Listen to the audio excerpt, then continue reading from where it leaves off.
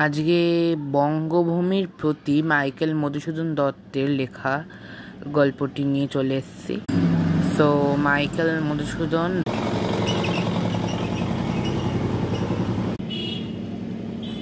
তার দ্বিতীয় পাঠ।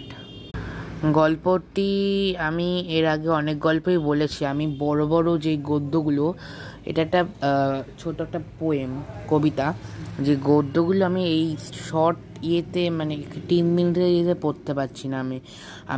আমি চেষ্টা করব করার আপনাদের জন্য, তোমাদের জন্য। যদি আমি পারি তাহলে গল্পগুলো পড়ে শোনাবো।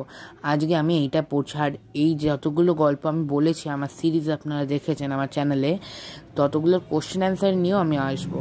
কোশ্চেন অ্যান্সারটা আমি তাড়াতাড়ি চেষ্টা করছি দেওয়ার, কিন্তু তার আগে সাবস্ক্রাইবটা করতে হবে। সো কথা না বলে আমি শুরু করে দিচ্ছি। আমার রিডিংটা লেট হয়ে যাচ্ছে, টাইম চলে যাচ্ছে। ওকে, সো স্টার্ট। বঙ্গভূমির প্রতি, Michael Madhusudan Dutta. My native, my land, good night Byron. রেখমা দাসের মনে এ মিনতি করি পদে, সাধিতে মনের স্বাদ ঘটে যদি পরমাদ। মধুহীন করোনাগো তব মন ককনদে, প্রবাসে দৈবের বাসে জীব তারা যদি খাসে, এ দেহ আকাশ হতে নাহি খেত তারে। জন্মিলে মরিতে হবে, অমরকে কোথা কবে, চিরস্থির কবে নীর হায় রে জীবন নদে। কিন্তু যদি রাখো মনে, নাহি মা ডরি সমনে, মক্ষিকাও গলে না গো পড়িলে অমৃত হ্রদে।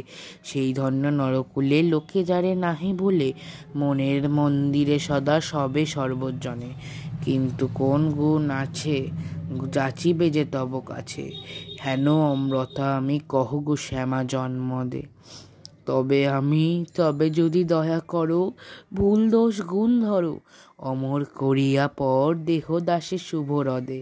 ফুটি যেন স্মৃতি জলে, মান সেমা যথা ফলে, মধুময় তমরাস এই কি বসন্ত কি শারদে।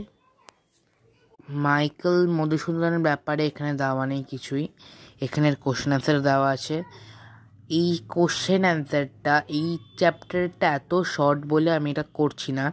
আগের যেগুলো আমি পড়লাম, আমি নতুন শুরু করেছি এই চ্যানেলটা, তো আমি আগের যেই ভিডিওগুলো বানিয়েছি ওইগুলোর আমি সলভ করে দিতে পারবো কোশ্চেন অ্যান্সার, বাট এইগুলোর আমি বোধহয় পারবো না। তাও চেষ্টা করব করার, কিন্তু তার জন্য সাবস্ক্রাইব করতে হবে। সাবস্ক্রাইব যত পাবো তত আমি ইন্সপায়ার হয়ে করতে পারবো। So please subscribe my channel, latest update be coming. Okay, English পার্টসও আমি বলবো, ইংলিশের স্টোরিগুলো। Thank you.